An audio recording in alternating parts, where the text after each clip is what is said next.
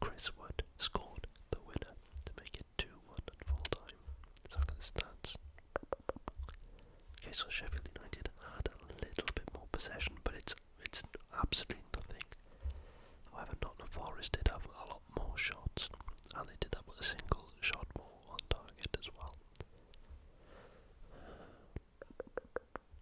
Okay. Line up. So yeah, Nottingham Forest went for a 3-4-3. Sheffield United a 3-4-2-1. So again, it seems last week the kind of formations that we typically see. So that was Friday night's results. No, don't look.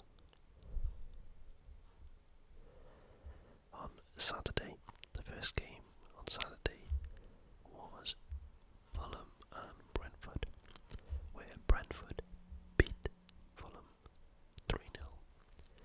Just before half time, Johan Wieser scored in the 44th minute. So at half time, Brentford was up 1-0. However, in the 64th minute, Tim Ream received a second yellow, which resulted in a red card being given. So Fulham is now down to 10 men. And since Fulham was down to 10 men, Brighton Buemo scored in the 66th minute, and then to rub salt in the wound in the 92nd minute as well. So Fulham was rocking a 4-3-3, and Brentford followed suit as well, so they were also a 4-3-3. The stats: Fulham did enjoy a little bit more possession, but the shots on target was pretty much dominated by Brentford. Yeah, not really much to say. Fulham did have more touches and passes, but you would expect that if they did enjoy a bit more possession as well.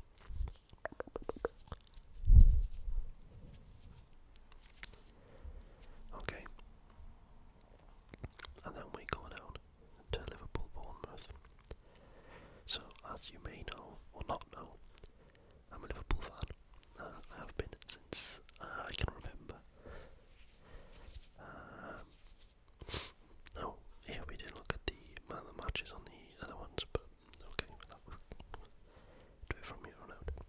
So, Liverpool in the first minute had Bournemouth, in the first minute had a goal ruled offside. So Liverpool were very lucky, very, very lucky.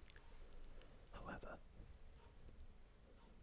in the third minute, Antoine Semenyo scored. So in 3 minutes in, Liverpool has been very lucky to have a goal not given to Bournemouth through being offside, but also did concede another one. So it conceded 2 goals within the first 3 minutes.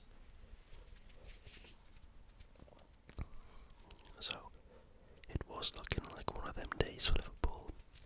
They just couldn't get their feet together. It wasn't looking good. But after about 15-20 minutes, we started to get in our stride. Started to have the ball. Moving around, counter-attack, press. And in the 28th minute, Luis Diaz scored.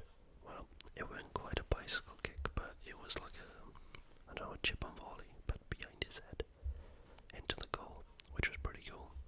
And just before half-time, Mohamed Salah, we had a penalty given. Mohamed Salah took the penalty, missed, but on the rebound followed up and hit it into the net. So, half-time, we went in at 2-1. 58 minutes into the game, Alexis McAllister received a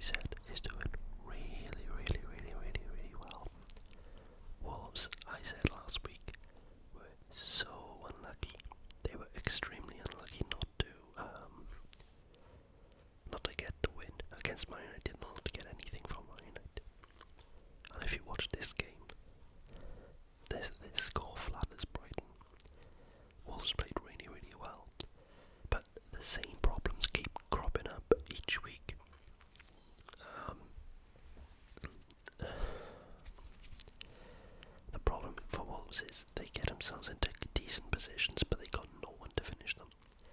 And the only decent striker that they had, they sold,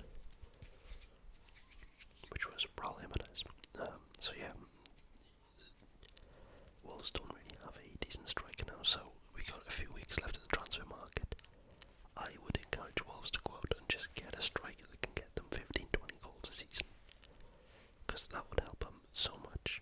But they did play really, really, really well. But we'll see this now. So, in the 15th minute, Kaoru Mitoma scored a fantastic goal. It says that it was an assist via Estupian. There should be no assist. He ran nearly from the halfway line. He beat about 4 players and then scored the goal by himself. It was a fantastic goal.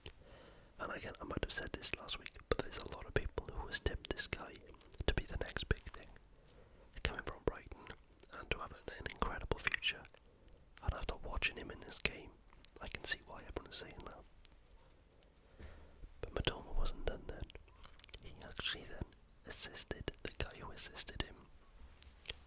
In the 46th minute, Pervis Estupian scored.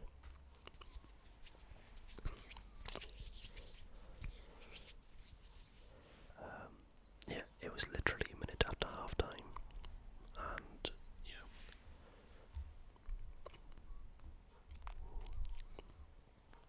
a minute after half time, Estupian scored, and then only a mere 5 minutes after that, Sonny March scored, and then with an assist from Encico, who also had a good game, by the way.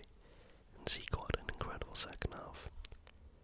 And only 4 minutes later, Encico assisted again for Solly March. So Solly March got 2, and now has 3 goals for the season. They were typical British goals scored, crossing from the outside, and the striker was hit in the right place at the right time. So Brighton went 4-0 up at 55 minutes. On the 61st minute though, Huang Hee-chan scored. I actually rate Huang Hee-chan. I think he's a very good player. He's extremely fast.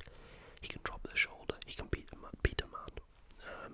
But he can't do everything by himself. And he also doesn't seem to start for Wolves for some reason. Not sure why. But yeah, I do rate Huang Hee-chan. And then in the 95th minute, Matthias Nunes, being utterly ridiculous because he had when did he have a yellow card? Yeah, yellow card in the 76th. In the 95th minute, he for some reason decides to start pushing people over in the back. Obviously, Wolves are frustrated that they're losing 4-1, but the game's about to finish. And he just took it too far and resulted in him getting a second yellow, which then he had a red card. Oh, by the way, the Liverpool red card was actually being rescinded since the game, so Alexis McAllister is allowed to play Liverpool's next game. The fan vote player of the match, man of the match, is Kaoru Mitoma. Wolves lined up in a 4-4-1-1 formation, whereas Brighton went for a 4-2-3-1. Look at some stats. Brighton enjoyed a little bit more possession than Wolves. Wolves and Brighton had the same amount of shots. See, so they have the same amount of shots. Shots on target, Brighton did have 8 compared to Wolves 5, but that's where Wolves need to improve. They need to up their shots on target from the shots.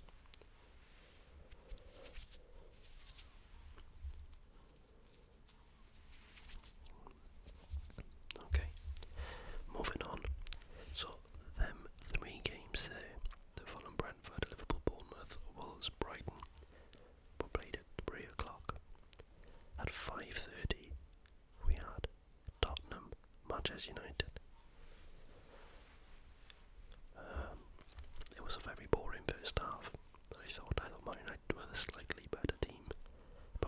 Spurs started to get into it in the second half of the first half, and as soon as the first half finished and the second half came back, Spurs, I thought, was in control of the game, the most. And a mere 4 minutes into the second half, Pape Matar scored. I believe it's his first goal. It might have been the second goal for Tottenham, but it was a good goal. He basically the ball went out to the wing. The ball got crossed into the box, and Pape sprung through the midfield. No one picked him up. Went to the back post and finished the goal.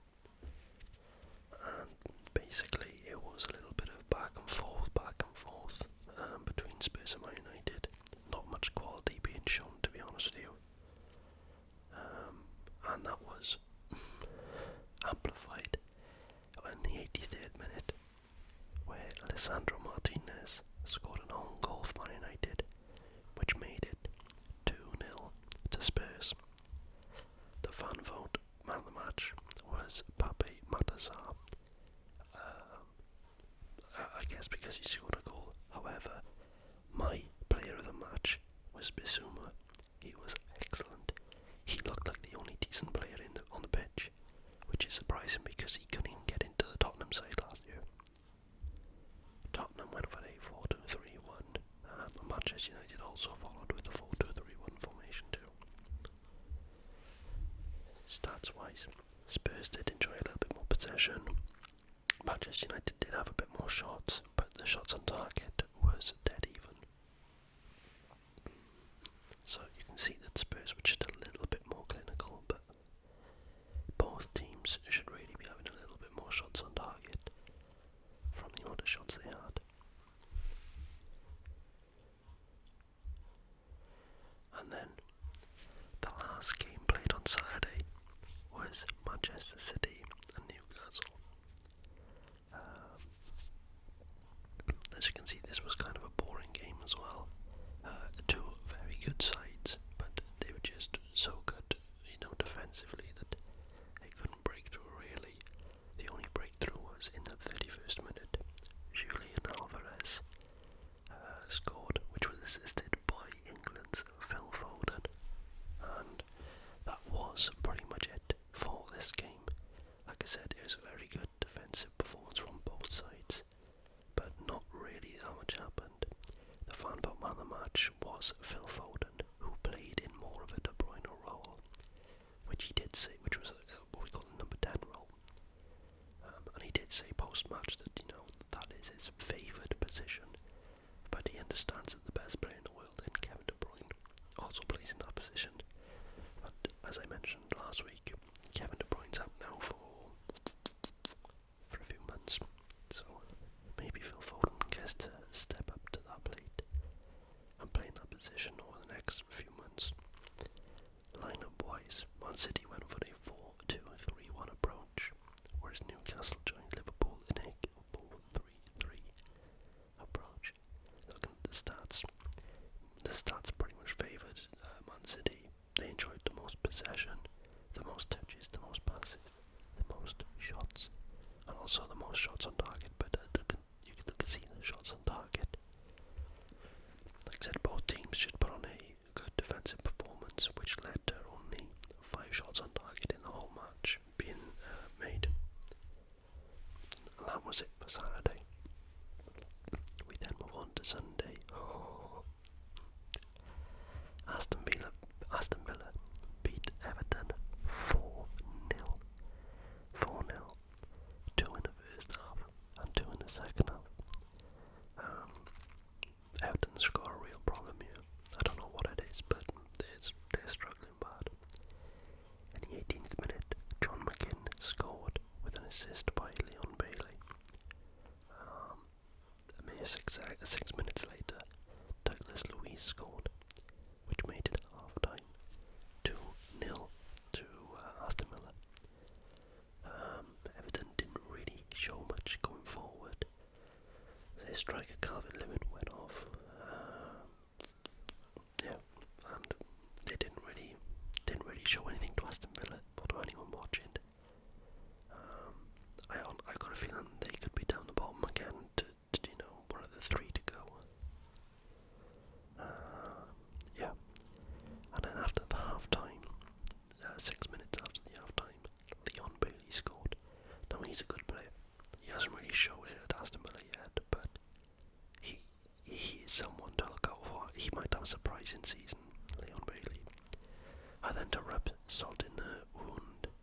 Jean Duran scored in the 75th minute to make it 4-0 Aston Villa.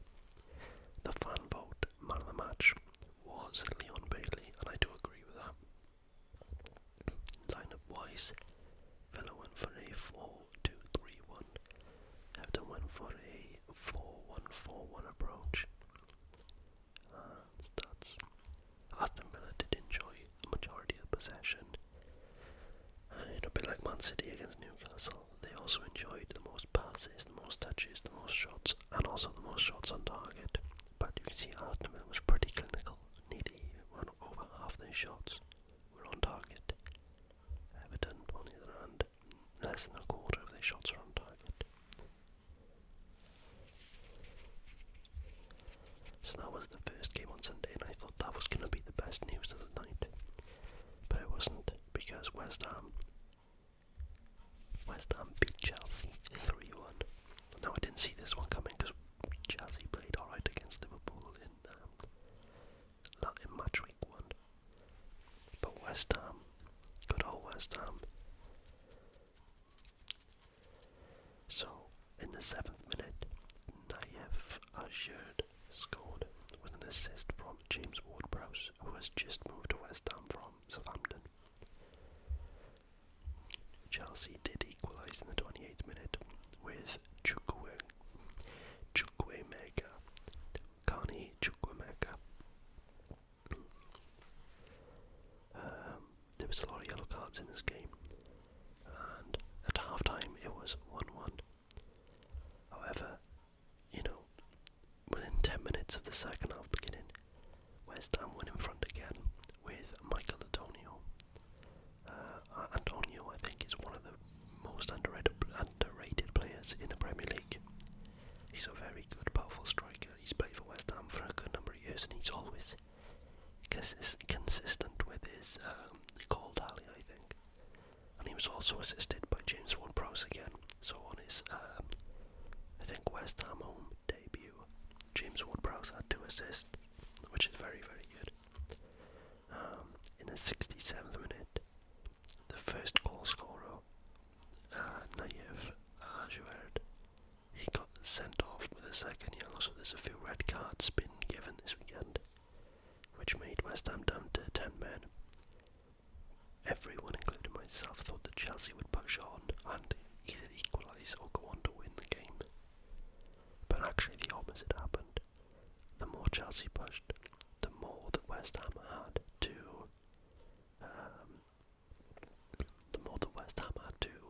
counter-attack.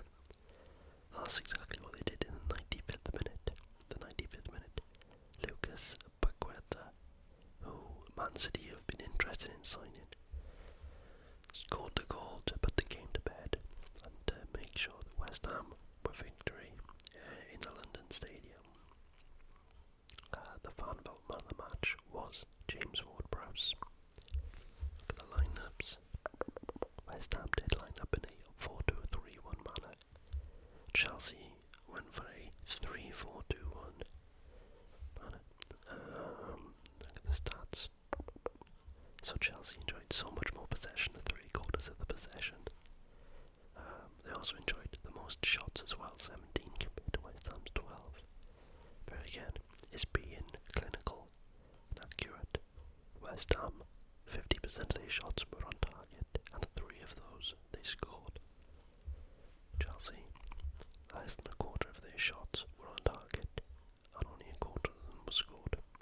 So you can see how the stats don't mean everything, but it can tell you how the game went.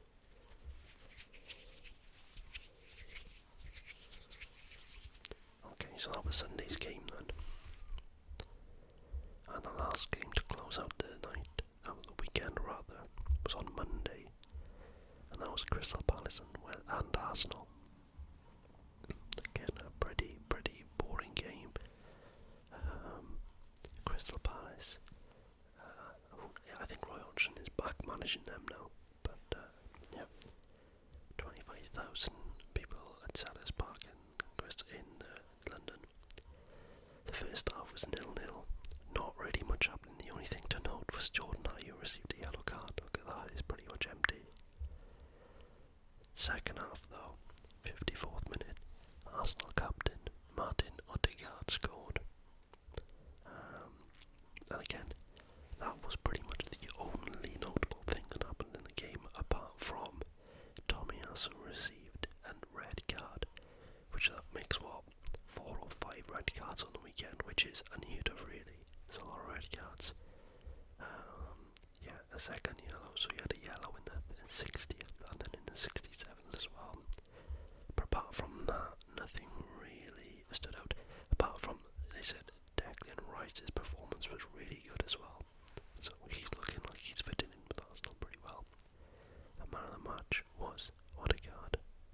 Line-up wise, Palace went for a 4-2-3-1, whereas Arsenal went for more of a 4-3-3. Stats. Arsenal did enjoy a little bit more possession.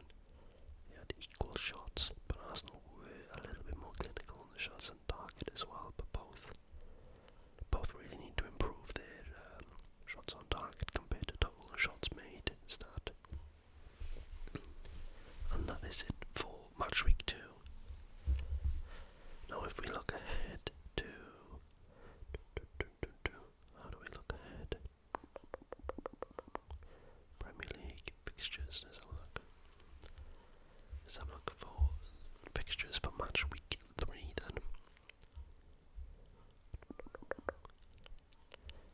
So this Friday at Stamford Bridge, Chelsea are taking on Luton at 8 o'clock, British summer time.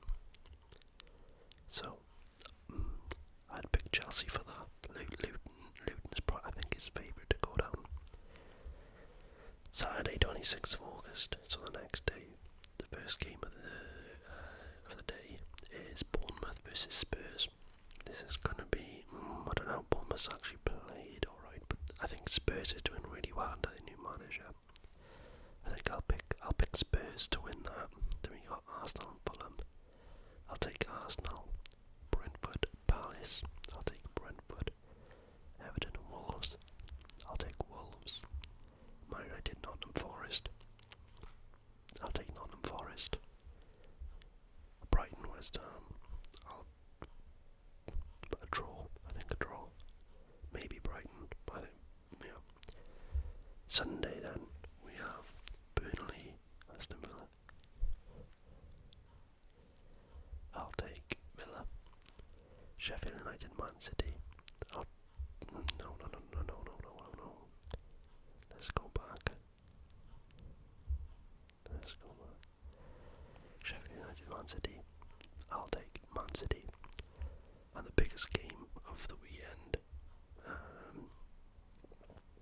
is the last game of Sunday, which is Newcastle Liverpool at St James's Park.